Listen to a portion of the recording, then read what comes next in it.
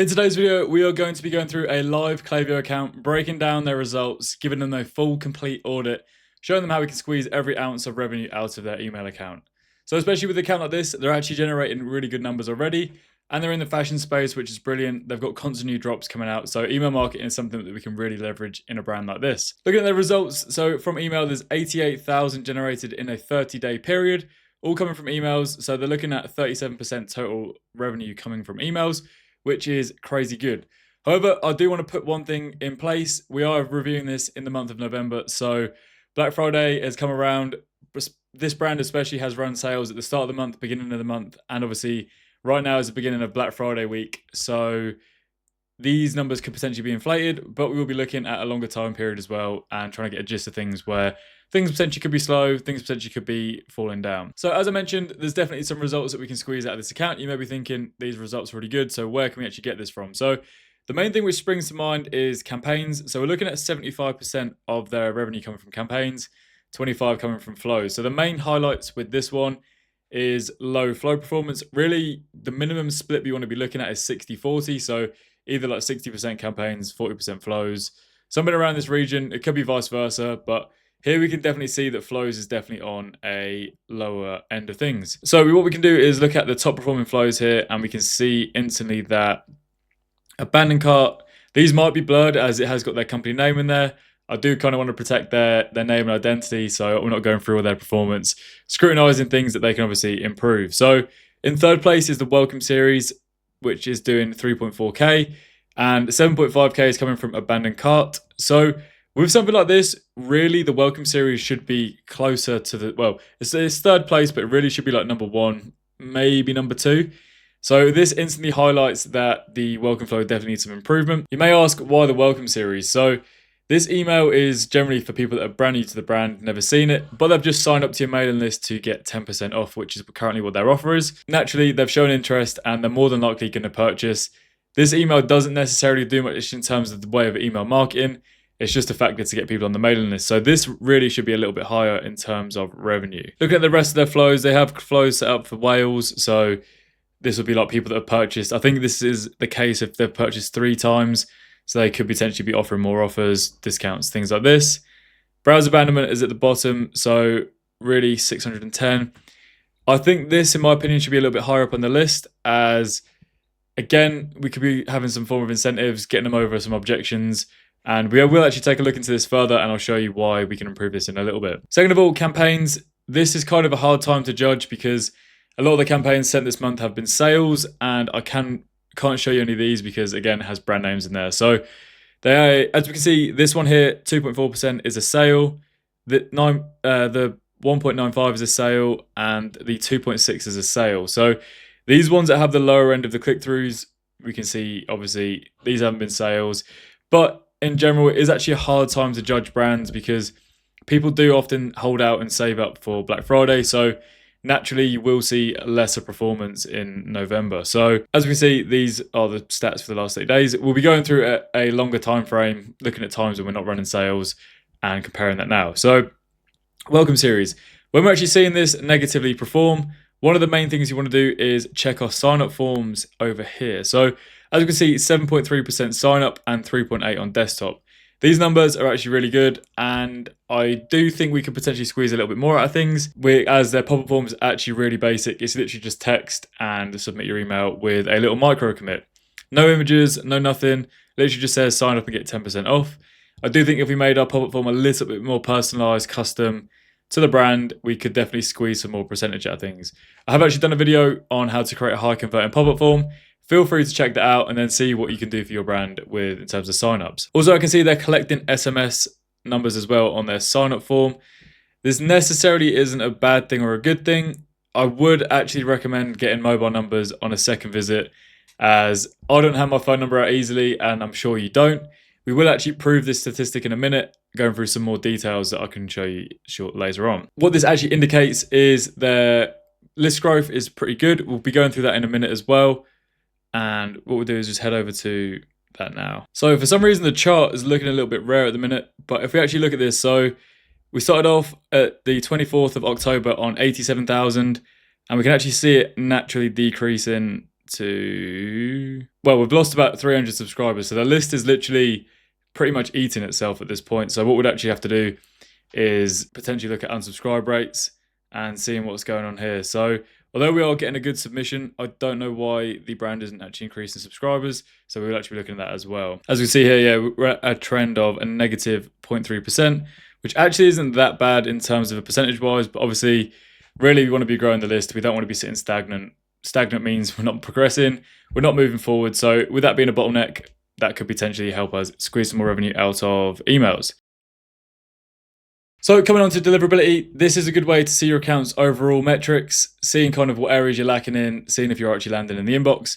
This number here, I would just take as a pinch of salt because this doesn't necessarily mean you're landing in the inbox. It's just saying that your stats are good, which I'll go through that right now. Leading on from that, open rate is at 60%. So this is a good way to see that, to show you that these stats don't mean everything. Open rate is actually affected by a numerous number of things. People opening it to delete your email. Number two, you have Apple's privacy things. So that naturally it's blocking these or is automatically showing a higher open rate. So you could say at least 20-30% of this is coming from Apple's opens. Secondly, you have bots as well, which are opening things, which obviously going to inflate your number. So naturally, this number is always going to be inflated. So even if you're seeing high open rates, this doesn't necessarily mean you're landing constantly in the inbox. The main key feature you want to be looking at is the click-through rate. So click-through rate generally means people are actually receiving your emails and interacting with them. So this is probably one of the highest, this is probably the best way to actually see if your email is landing in the inbox. So 2.09%, sorry, is a really good rate. As we see, 𝐂𝐿𝐵 is recommending 1.2. I would honestly say anything below 1% is when we want to start looking at problems, because if you're sending multiple campaigns, especially for a brand which maybe isn't releasing many products, you could generally be seeing lower click-through rates, because if you're not sending new content or they haven't got something new to buy, they're obviously not going to be interacting with your email. However, with a brand like this, they're constantly dropping new clothes, new drops. So naturally, we're going to be seeing higher click-through rates. Bounce rates are good, which means we've got a good trap there set up. So we're suppressing people and we're not sending people, even just excluding them from our list. So obviously our emails aren't going to be bouncing. I mentioned the deliverability video. More bounces generally puts your domain at risk to coming up to spam. Unsubscribe rate here. So we actually went through that in the bit just before this. Is at 0.14, which actually isn't too bad. It's actually pretty well under control. However, we know there's some area of improvement. Spam complaints also good as well. How would bring down these numbers here is, leading on from that, is how would actually improve these two metrics is either the content we're sending is bad, so people aren't clicking it, obviously people are unsubscribing, and if you're sending like crazy numbers of campaigns or your flows are sending crazy numbers, then people could be unsubscribing. So if we come down to benchmarks, we can see the top performers and obviously the bottom performers as well. So we can see where people are dropping off and what people are unsubscribing from. So these are what's doing good right now. And we can see open rate on browser abandonments is poor. That's dropped over in last month.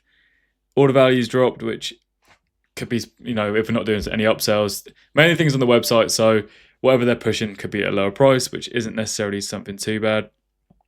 And unsubscribe rate from SMS is poor, which is at the bottom. So as I mentioned before, if people are collecting phone numbers on the first welcome flow, they could just be doing this to get the 10% off if you've made it like compulsory they have to submit. So people are going to be unsubscribing, like they only just want 10% off. So that's why I'm saying that you really want to be focused on people that have either purchased from you or if it's on a second visit where they're actually showing real interest to your brand, because these numbers are just going to keep increasing if you're collecting phone number on the first pop-up form. Pop-up form, the main way to actually increase our signups is just keep it simple.